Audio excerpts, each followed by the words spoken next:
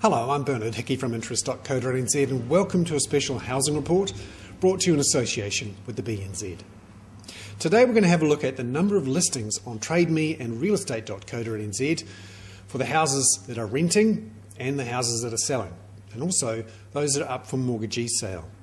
What we found in the last couple of weeks, late January, early February, is that the number of houses to list for sale has risen sharply. Much more sharply than it did at this time last year. And also conflicting with the stories we've heard from real estate agents, at least for the last 2 or 3 months, that the number of new listings coming onto the market was a factor. Now, if you look back at the history of listings, you can see there was a very sharp increase right at the point in early 2008 when the housing market peaked and started to go into a fall. People seem to sense when the market has peaked and put their houses on then to get the best price.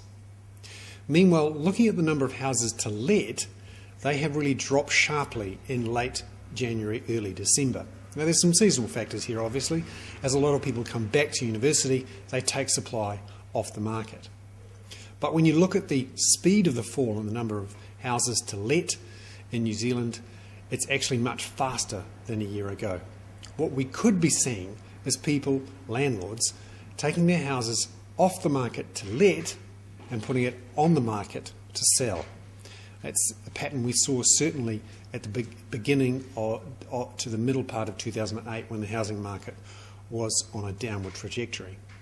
And finally, mortgagee listings have risen quite sharply again in the last couple of weeks.